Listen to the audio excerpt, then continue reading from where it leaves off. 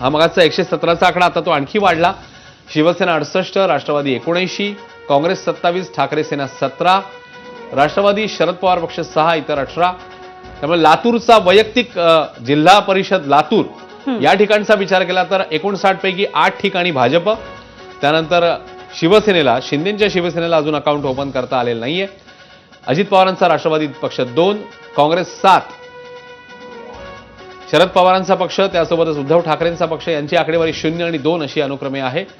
तर इतर 1, त्यामुळे लातूरमधली ही किंवा इंडिव्हिज्युअल आकडेवारी जर बघायची झाली तर ती ही आकडेवारी आपल्या समोर आलेली होती आणि त्यामुळे आता हळूहळू जिल्हा वाईज देखील नाराज आता गणित स्पष्ट व्हायला लागलेत। मगाशी कल थोडेसे आलेले होते, मात्र आता कोणत्या जिल्ह्यामध्ये कोणता पक्ष वर्चस्व गाजवतोय हे थोडंसं आता हळूहळू क्लिअर व्हायला लागलं। कारण 10 वाजता मतमोजणी सुरू झाली, आता जवळपास 1.5 तास झाला, 11:30 झालेत।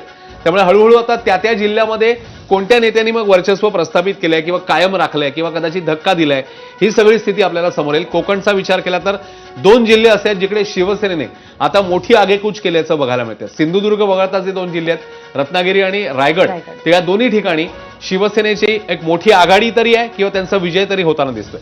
सिंधुदुर्गामध्ये मात्र चित्र वेगळं आहे। सिंधुदुर्गामध्ये भाजप आघाडी घेते, मात्र त्याचवेळी 3 ठिकाणी आपण मगाशी बघितलेलं होतं अपक्ष उमेदवार जिंकले होते। त्यामुळे मग ती गणितं नेमकी कशी असतील हे देखील पाहणं महत्त्वाचं असेल। तुर्तास भाजप 127 ठिकाणी 346 पैकी 127 ठिकाणी भाजप आघाडीवर आहे। आणि अजित पवारांच्या पश्चात पुणे जिल्ह्यातले बारामतीतले मतदार हे राष्ट्रवादीच्या पाठीशी उभे राहतील का याची सुद्धा उत्सुकता होती। तर मतदार उभे राहिल्याचं चित्र सध्या तरी निकाल आणि कलांच्या बाबतीत प्राथमिक दृष्ट्या आपल्याला दिसून येत आहे।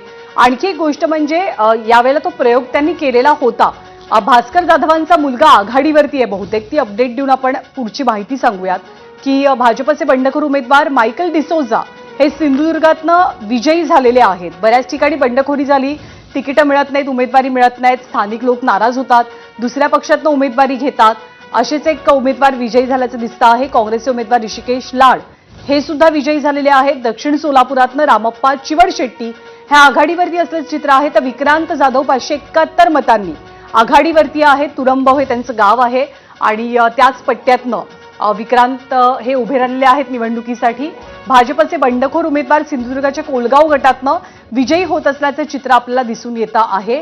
आणि पुण्याचा आपण उल्लेख केला, पुण्यामध्ये राष्ट्रवादी ही भाजपपेक्षा थोडीशी पुढे असल्याचं चित्र सुद्धा आपल्याला दिसून येत आहे। पण आत्ताचे जे कल समोर आले आहेत म्हणजे विजयी जल्लोष अनेक ठिकाणी आपल्याला कार्यकर्त्यांचा पाहायला मिळतो आहे। धाराशिवमध्ये ठाकरेंच्या सेनेचा एक उमेदवार अवघ्या एका मताने जिंकलाय। एक इंटरेस्टिंग हा निकाल म्हणावा लागेल, कारण अतिशय चुरशीची लढत झालेली असणार एका मताने तो उमेदवार जिंकला।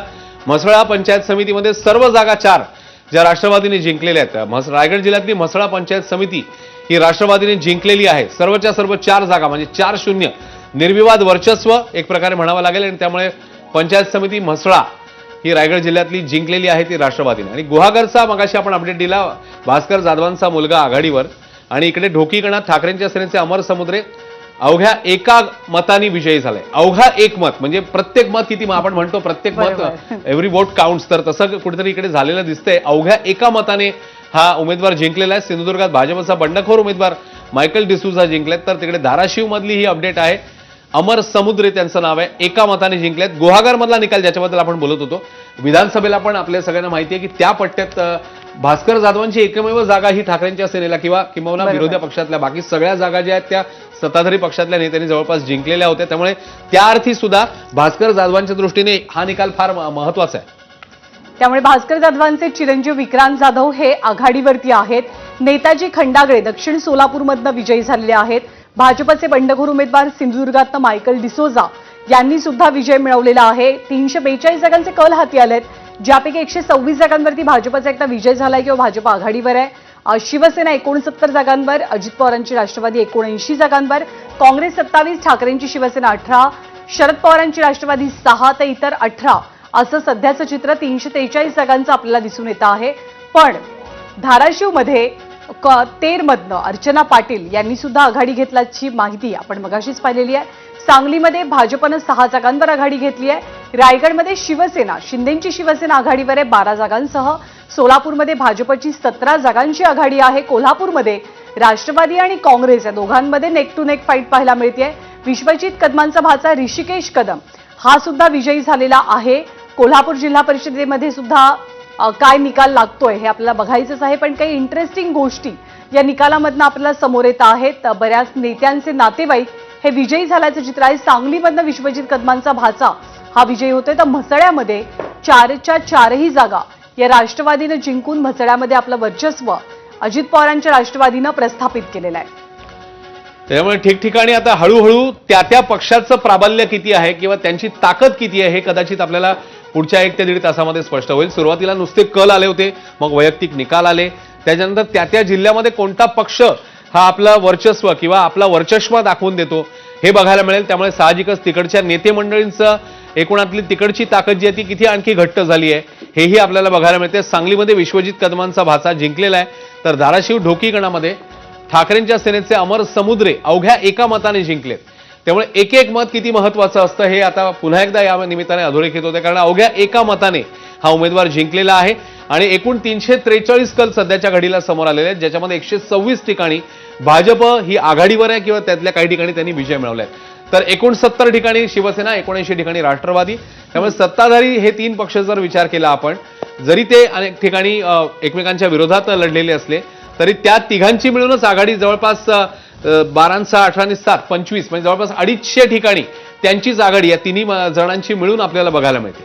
आणि ग्रामीण भागावरती म्हणजे ग्रामीण भागाचा एक प्रकारे राजा कोण, ग्रामीण भागामध्ये प्राबल्य कुणाचं हे या निकालानंतर स्पष्ट होत असतं. त्यामुळे जिल्हा परिषदेच्या निवडणुका या विशेष महत्त्वाच्या ग्रामीण भागाच्या दृष्टिकोनातून विचार करता मानल्या जातात.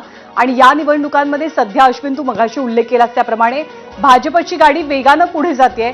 एकटा भाजप हे ट्रिपल डिजिटमध्ये आहे. 3 आकडी संख्या ही आपल्याला भाजपची कलांच्या बाबतीत आणि निकालांच्या बाबतीत पाहायला मिळते. त्याखालोखाल अजित पवारांची राष्ट्रवादी आहे. आणि या निवडणुकीचं एक वैशिष्ट्य आतापर्यंत जितके कल किंवा निकाल समोर आलेत त्यानुसार हे म्हणावं लागेल की नेत्यांचे नातेवाईक, नेत्यांचे सगळे सोयरे यांना निवडून आणण्यामध्ये नेत्यांना सध्या तरी यश मिळाल्याचं चित्र आपल्याला पाहायला मिळतंय. कारण बऱ्याच ठिकाणी एकतर ही मंडळी विजयी झालेली आहेत आणि काही ठिकाणी विजयी आघाडी सुद्धा घेतलेली आहे. पण मगाशी आपण एका निकालाचा उल्लेख केला की केवळ एका मतानं झालेला विजय. 2-3 वैशिष्ट्य जी आपण या निकालाची म्हणू आतापर्यंतच्या, त्याच्यामध्ये लातूरमध्ये मनसेनं संपादित केलेला विजय हा सुद्धा विशेष महत्वाचा म्हणावा लागेल. सिंधुदुर्गाच्या सावंतवाडीच्या विलवणी गडामध्ये भाजपचे प्रशांत सुकी यांचा विजय झालाय. देवगडमधनं भाजपच्या संजना आळवे या सुद्धा विजयी झाल्यात. आणि आता विजयी जल्लोषाला गुलाल उधळायला आणि ढोल ताशाच्या तालावरती ठेका धरायला कार्यकर्त्यांनी सुरुवात केलेली आहे. राज्याच्या वेगवेगळ्या भागातनं ही 4 दृश्य विजयी सेलिब्रेशनची आपण पाहतोय. गुलाल उधळला जातोय आणि विजयी उमेदवारांचं अभिनंदन केलं जात आहे. तर एकूण जिल्हा परिषदेचा विचार केला तर 361 कल आणि पंचायत समितीचा विचार केला तर 9 ठिकाणच्या पंचायत समित्यांमधला आता आघाडी किंवा पिछाडी समोर आलेली आहे. आणि अनेक ठिकाणी अर्थातच आनंदाला उधाण आलेले आहे, कारण हळूहळू निकालही समोर येतात. आता जवळपास मतमोजणी जी आहे ती सुरू होऊन 1.5 तासापेक्षा जास्त कालावधी झालेला आहे. सांगलीमधलं वैयक्तिक सांगली जिल्ह्यामधलं चित्र भाजप 8, त्यासोबतच शिवसेना 5 अशी सध्याची आघाडी. एकूण जागा 61. राष्ट्रवादी 3 ठिकाणी आघाडीवर आहे सध्याच्या घडीला. काँग्रेस 2 ठिकाणी आघाडीवर आहे. ठाकरेंची शिवसेना 1 ठिकाणी आघाडीवर आहे. शरद पवारांची राष्ट्रवादी 2 ठिकाणी आघाडीवर. एकूण जागा 61 आणि इतर 1 अशी सध्याची स्थिती सांगलीमधली. तेव्हा वैयक्तिक जिल्हा पातळीवरचे देखील आता अपडेट समोर येतात. कोल्हापूर दानोळी शेतकरी संघटनेच्या नंदिनी कांबळे जिंकल्यात. तर वळसे पाटलांचा पुतण्या पुण्यामध्ये, जसा मगाशी आपण सांगितलं होतं, विवेक वळसे हे आघाडीवर होते, ते आता विजयाच्या उंबरठ्यावर. त्यामुळे कुठे विजय कुठे पराजय, कुणाची आघाडी कुणाची पिछाडी, या सगळ्याचे वेगवान जलद अपडेट्स एबीपी माझाच्या माध्यमातून आम्ही अर्थातच तुमच्यापर्यंत पोहोचवत राहू.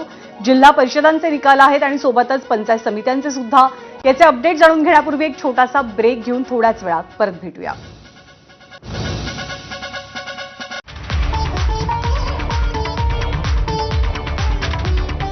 2-3 वेळेस मला उठावं लागत होतं वॉशरूमला जाण्यासाठी. त्याच्यामुळे भुरकट दिसतंय, अक्षर वाचता येत नाही. टीव्हीवरती जाहिरात बघितली अमृत नोनीची, सेवन करायला लागलो औषध. अमृत नोनी D+ बरोबर तुमचा प्रवास सुरू करा. ऍक्टिव्ह, संतुलित आणि टेन्शन फ्री पूर्णपणे झालो यार. मी अमृत नोनी D+ औषध घेत आहे, तुम्हीही घ्या.